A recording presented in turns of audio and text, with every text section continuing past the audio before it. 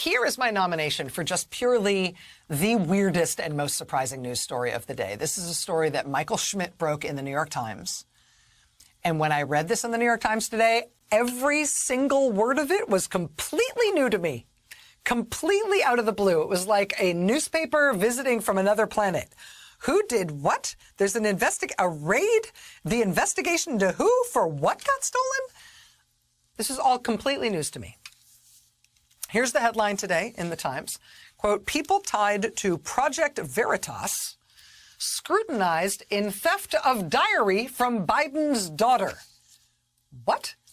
See the subhead there. The FBI carried out search warrants in New York as part of a Justice Department investigation into how pages from Ashley Biden's journal came to be published by a right-wing website. The theft of a diary from the daughter of President Biden? Here's how Michael Schmidt and the Times today explained what happened here.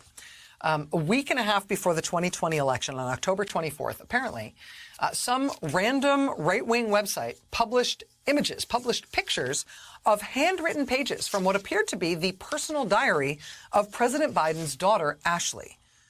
Quote, the Trump administration Justice Department, then led by Attorney General William Barr, opened an investigation into the matter shortly after a representative of the Biden family reported to federal authorities in October 2020 that several of Ms. Biden's personal items had been stolen in a burglary.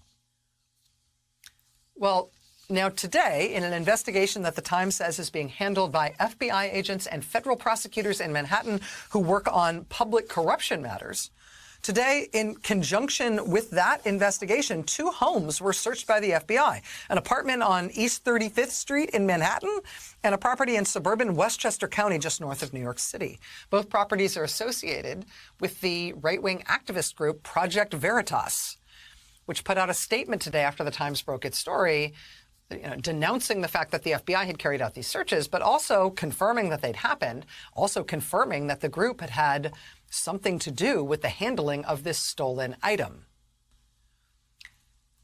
But again, I mean, considering what the stolen item is here, this is kind of nuts, is it not? A burglary that results in the president's daughter having her personal diary stolen.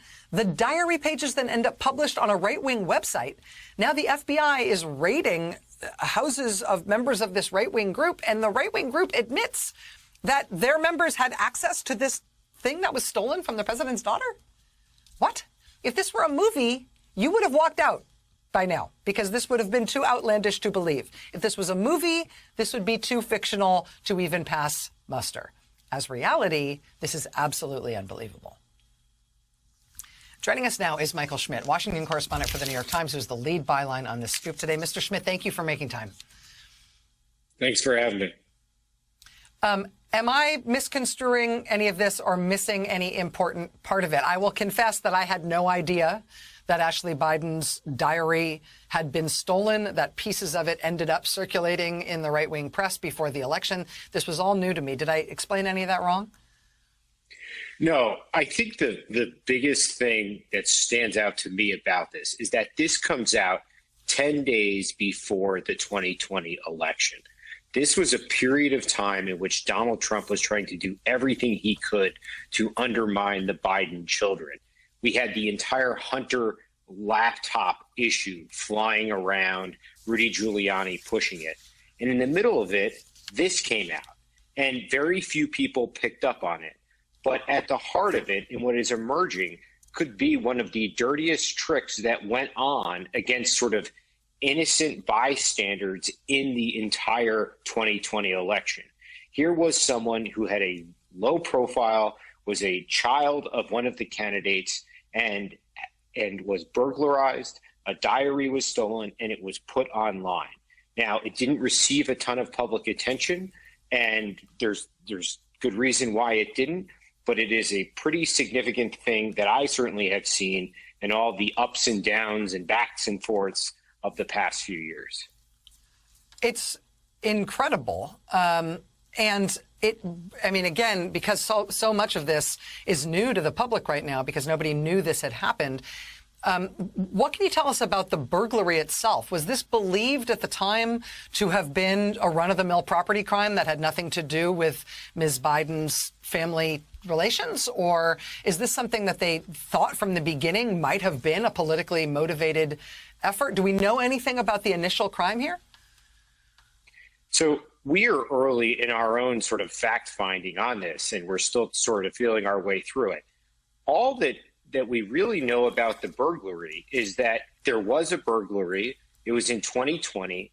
Personal items were taken, so things beyond this were taken. We don't know what else was there.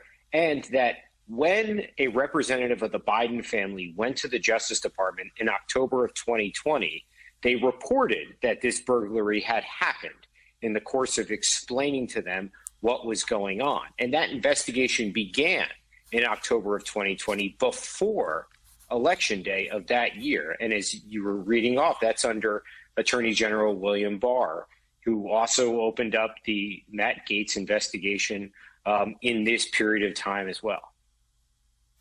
And Michael, you and your colleagues mentioned today in your reporting that this investigation is being handled by FBI agents, but also by prosecutors who work on public corruption matters. Is this a public corruption matter because of the way the purloined items were used, apparently to try to cause some sort of political harm to President Biden, or is it a public corruption matter for some other reason? Do we know? I'm not sure, but what I think is here and is important to point out is, and Project Veritas raised this issue in the statement that they put out today, and is almost certainly something that the Justice Department had to wrestle with here, is that Project Veritas sees themselves as a journalistic outfit. They think they're a journalistic organization. And if you are a media organization like MSNBC or the Washington Post or the New York Times, the government in its investigating of you has to treat you not differently, but there's different requirements and thresholds and levels that things have to go through when moving forward with an investigation. It's hard to think of the Justice Department executing search warrants at the homes of reporters for local newspapers. But here you had the Justice Department executing search warrants at the homes of current and former employees of Project Veritas. So it does not seem like, at least from what we know, and we are early and we're looking from the outside in, that the Justice Department is looking at Project Veritas in this instance as a journalistic outfit, because it's hard to believe that the Justice Department would take such an extreme measure executing search warrants on reporters. Right. And it should be noted that Project Veritas itself does not claim to have been the entity that published this stolen material. They say that they basically tried to verify it, could not verify it, and then tried to return it to Ashley Biden and to give it to the Justice Department, and that they had it and they essentially didn't do anything with it in terms of using it. They sort of exercised their judgment in that area.